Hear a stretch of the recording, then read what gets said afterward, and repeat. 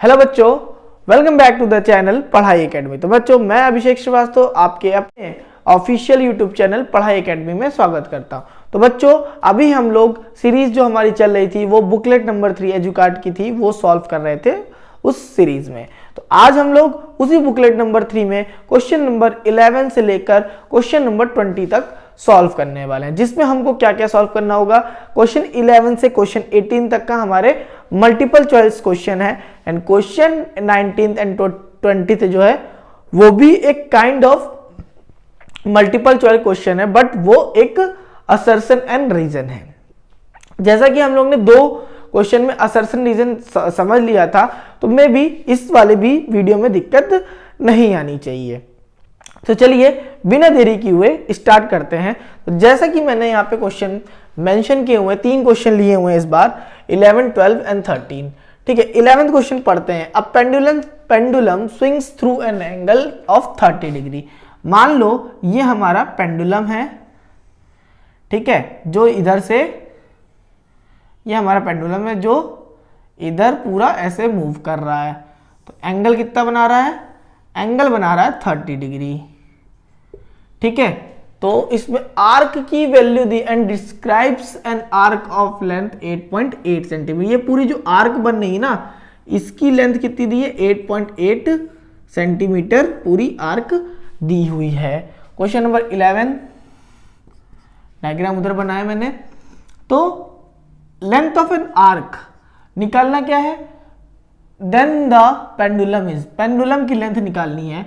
तो लेंथ, अगर हम इसकी रेडियस निकाल दो, वही पेंडुलम की लेंथ है। Length of arc is equal to theta upon 360 into 2 pi R. ठीक है, थीटा कितना है? 30 अपॉन 360 इंटू 2 पाई कितना है? 22/7। आर की वैल्यू, आर निकालना है। आर की वैल्यू कितनी दी है? 8.8। क्लियर? 30 से कितने टाइम में गया? 12 टाइम में गया। ठीक है, अब देखो आर निकालना है, बाकी सबको उधर फेंको। तो 8.8 इंटू 12, 7 भी अपॉन में, इंटू 7 अपॉन में आ जाएगा 2 into 22 is equal to R. 2 into 22 ये कितना टाइम में गया? 22 से ये गया 0.22 2 होता है 44। 44 से कितने टाइम में गया? 2.44 से गया 0.2 टाइम्स में। ठीक है, आर की वैल्यू हो जाएगी 0.2 इंटू ये 12 इंटू 7 कितना होता है? बताओ भाई, 84। आर की वैल्यू मल्टीप्लाई कर दो, 2 4 जा 8.2, 8 जा 16, तो 16.8 सेंटीमीटर हमारी आर्क की वैल्यू हो जाएगी, ऑप्शन ए। ठीक है, क्वेश्चन नंबर 12 देख लेते हैं एंड 13th देख लेते हैं। तो यहीं पे करेंगे, एडजस्ट करेंगे। क्वेश्चन नंबर 12, क्वेश्चन नंबर 12, ओ सॉरी, मैंने थोड़ा क्वेश्चन सफल कर दिया, बाय मिस्टेक मैंने गलत लिख दिया है, ऑर्डर गलत हो गया। क्वेश्चन नंबर 12 हमारा ये है, क्वेश्चन नंबर 13 ये है, बट जैसा मैंने लिखा है उस हिसाब से क्वेश्चन नंबर 12 में सॉल्व करके दिखाता हूं। पीई दिया हुआ है, पी दिया हुआ 0.005। अब पूछा है देन प्रोबेबिलिटी ऑफ नॉट ई, मतलब पीई बार पूछा है, पीई बार पूछा है। हम जानते हैं पीई प्लस कितनी भी प्रोबेबिलिटी हो, पीई हो ना हो, टोटल का सम कितना होगा? 1 होता है। तो पीई दिया है, तो पीई बार कैसे निकलेगा? 1 माइनस पीई जो प्रोबेबिलिटी होगी। ठीक है, तो 1 माइनस 0.005 इज इक्वल टू 0.0995। ये हमारा क्या होगा? इसका 12th वाले का आंसर होगा। 0.995 है क्या? Option C. ठीक है, अब देखो क्वेश्चन नंबर 13, थोड़ा थ्योरेटिकल क्वेश्चन है। If a product of a non zero rational number, एक नॉन जीरो रैशनल नंबर है, इसका मान लो ऐसे कर लेते 13th, एक रैशनल नंबर मानते x, जिसकी वैल्यू हो गई 3/5। ठीक है, ये रैशनल नंबर हो गया। रैशनल नंबर पता है ना, को प्राइम्स होते हैं। एंड इरेशनल नंबर मान लेते हैं, √5 मान लेते हैं, ये हमारा इरेशनल नंबर है। तो इनका प्रोडक्ट करेंगे तो हमको क्या मिलेगा? तो भाई हमको पता है, ये हमने y माना, ठीक है, x इंटू वाई करेंगे 3/5 इंटू √5, फॉर एग्जाम्पल केवल मैंने लिया हुआ है, ये हमारा आ जाएगा 3/√5। अब √5 जहां भी होता है वो क्या होता है? इरेशनल होता है। तो हमेशा क्या आएगा? इरेशनल नंबर हमको मिलेगा। अगर किसी भी रैशनल और इरेशनल का नंबर का मल्टीप्लाई करते हैं तो हमेशा हमको क्या मिलेगा? इरेशनल नंबर मिलेगा। इसका अगर 2 नंबर वाले सेक्शन में पेपर में क्वेश्चन आता है तो उसका सॉल्यूशन मैं कोशिश करूंगा शॉर्ट्स में प्रोवाइड कर दूंगा, ठीक है। अभी हम लोग नेक्स्ट क्वेश्चन की तरफ बढ़ते हैं। तो बच्चों क्वेश्चन नंबर 14 नेक्स्ट क्वेश्चन होगा हमारा। तो नेक्स्ट क्वेश्चन थोड़ा ध्यान से देखिए। ये क्वेश्चन सेम मैं लास्ट जो सैंपल पेपर था उसमें मैंने करवाया था, कोई ऑप्शनल वाला था, मेरे को एग्जैक्ट क्वेश्चन नंबर तो नहीं याद है, फिर भी आप लोग नेक्स्ट लास्ट वाली अगर वीडियो सॉल्व करके आए तो आपको में भी याद आ रहा होगा। तो चलो कैसे करेंगे देख लेते हैं। सबसे पहले तो देखो यहाँ पे क्लास इंटरवल क्या दिया हुआ है? प्रॉपर नहीं दिया हुआ है, ठीक है। 0 से 5, फिर 6 से 11, फिर 12 से 17, 5 का गैप तो है बट इज नॉट करेक्ट। तो सबसे पहले हम लोग क्लास इंटरवल सही करते हैं। क्लास इसको करते हैं 0.5 से 5.5 तक, 5.5 से इसको करेंगे 11.5 तक, फिर इसको 11.5 से इसमें से 0.5 माइनस करना है और उसमें ऐड करना है, ठीक है। 11.5 से 17.5, 17.5 से फिर 17.5 से कितना होगा?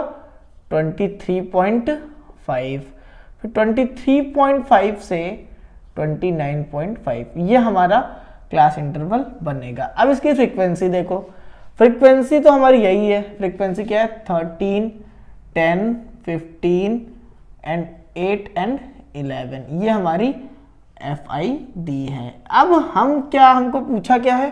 The upper limit of median class. Median class पहले पता होना चाहिए मीडियन क्या है।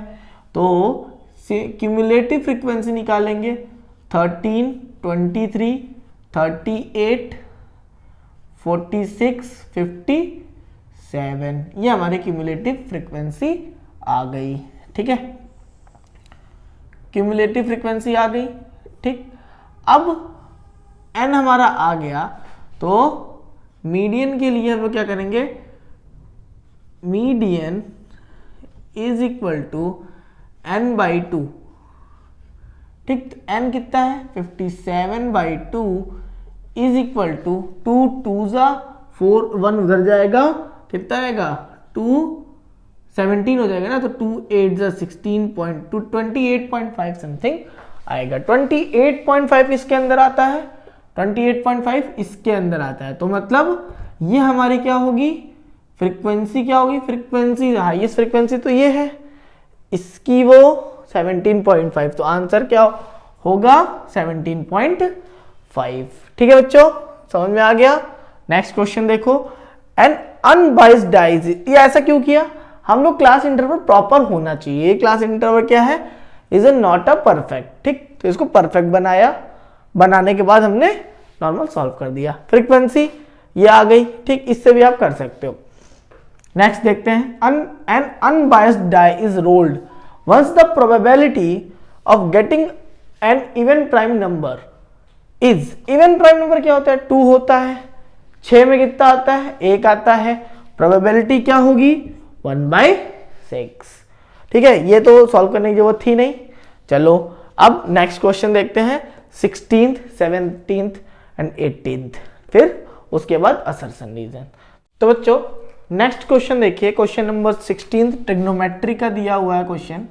बड़ा इंटरेस्टिंग लगती है ट्रिग्नोमेट्री भाई, बहुत ही मजेदार है अगर करोगे तो चलो देखो कैसे करना है। Sine B is equal to दिया हुआ आपको 0.5 विच इज इक्वल्स टू 1/2, ठीक है, ओके है ना। Then the value of cos B, तो भाई देखो साइन बी 2 तरीके हैं इसके। सिंपल है कि आप ऐसे कर लो, आइडेंटिटी लगा लो, साइन स्क्वायर थीटा मतलब sine square B plus cos square B कितना होता है 1, तो साइन स्क्वायर बी 1/2 का स्क्वायर करो प्लस कॉस स्क्वायर बी, ठीक है, इज इक्वल टू 1। तो कॉस स्क्वायर बी कितना हो जाएगा, यहां से हम लोग कॉस की वैल्यू निकाल लेंगे, 1 minus 1/4 which is equals to 3/4। तो कॉस बी की वैल्यू आ जाएगी √3/2। क्लियर है?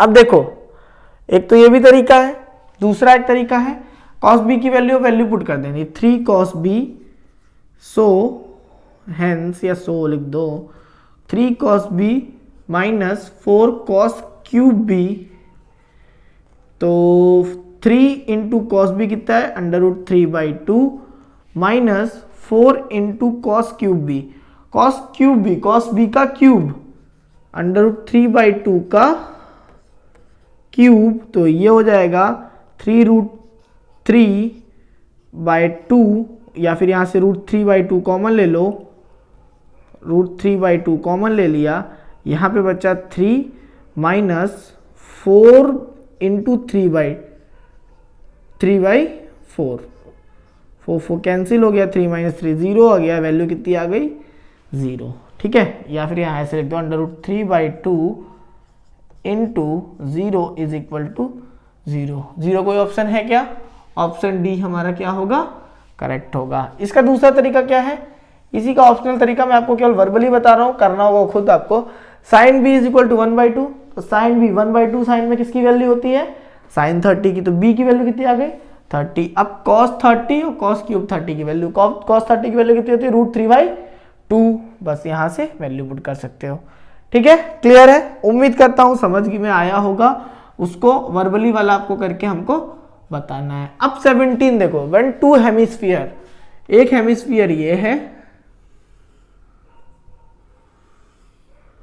एक हेमिस्फीयर ये है, 2 हेमिस्फीयर, थोड़ा उल्टा सीधा बन गया, with radius R with same radius R connected at their bases, दोनों की रेडियस क्या है, सेम है। जब दोनों के बेसेस को जोड़ देते हैं देन हम लोग को वो क्या मिलेगा, अब देखो बीच से बॉल को काटने पे 2 हेमिस्फीयर मिलते थे, उन दोनों को जोड़ने पे क्या मिला, स्फीयर, तो हमारा आंसर सी, ठीक है।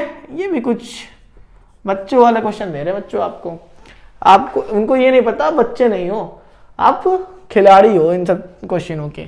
चलो 18 क्वेश्चन देखो, the value of cosec square 30। अब तो भाई जवान पे ही रटा होगा, जवान पे रटा होगा ना, sine square 45 minus sec square 60।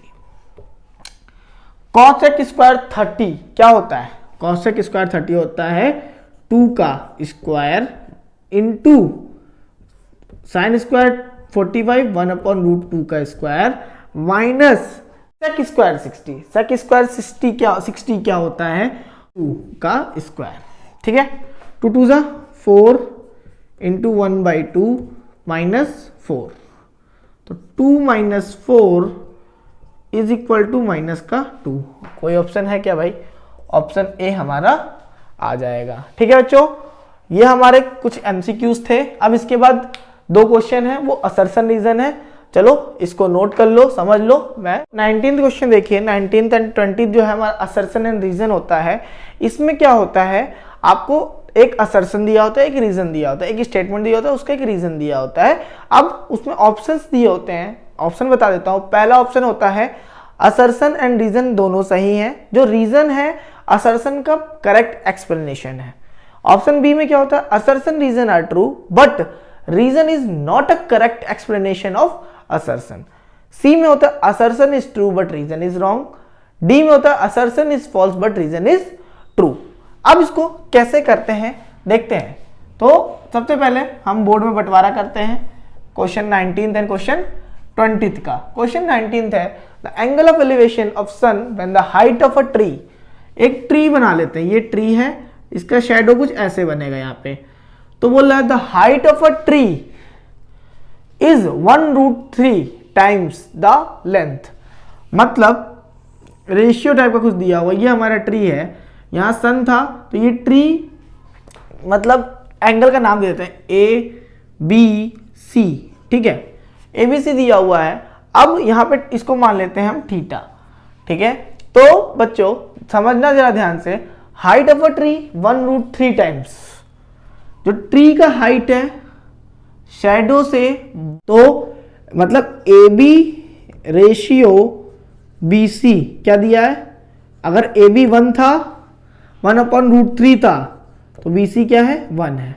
इसमें जरा ध्यान से देखना, 1√3 times of the length of shadow, shadow माना बी सी है, ए बी हमने ट्री माना, शैडो की लेंथ मान ली 1, तो उसका क्या है 1√3 टाइम्स, या इसको मान लो x, इसको ये हो जाएगा x√3 टाइम्स। तो A B upon B C is equal to x√3, ठीक है, अपॉन में x आएगा, ये इसमें मल्टीप्लाई हो जाएगा, तो x upon √3x, x cancel हो गया, 1/√3 आ गया। अब जरा ध्यान देखो, थीटा निकालना है, तो theta is equal A B upon B C, perpendicular upon base का रिलेशन कौन बताता है, 10 बताता है, तो tan theta is equal to 1/√3, तो 1/√3 किसके इक्वल होता है, tan 30 के, तो tan कैंसिल हो गया, थीटा की वैल्यू कितनी आ गई 30 डिग्री, तो एंगल हमारा क्या है 30 डिग्री होगा, मतलब असर्शन क्या है हमारा सही है।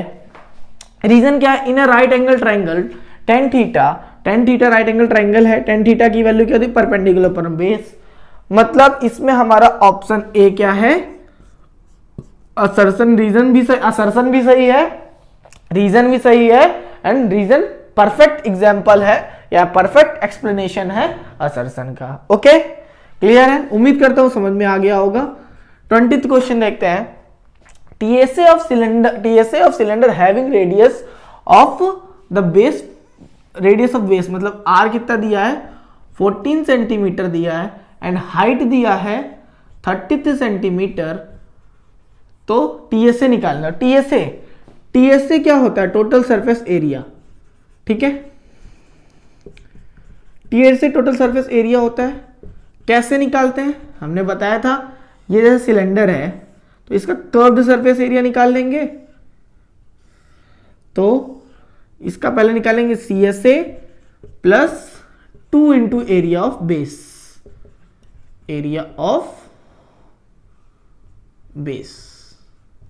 ठीक। CSA कितना होता है, CSA होता है 2πr/h plus 2πr square, base क्या होगा, बेस इज अ सर्कल, तो 2πr स्क्वायर, ठीक है। तो 2πrh, 2π कॉमन ले, r भी कॉमन ले लेते हैं, यहां बचेगा h प्लस 2πr कॉमन ले, h प्लस r बचा, 2π कितना पॉइंट में आ रहा है क्या, नहीं, 2π/22/7, r कितना है, r दिया है 14 इंटू 14 30 प्लस 14, 7 से 2 टाइम में गया, 22 2 जा 44, 44 2 जा 88 इंटू 30 एंड 40 कितना होगा 44, ठीक है।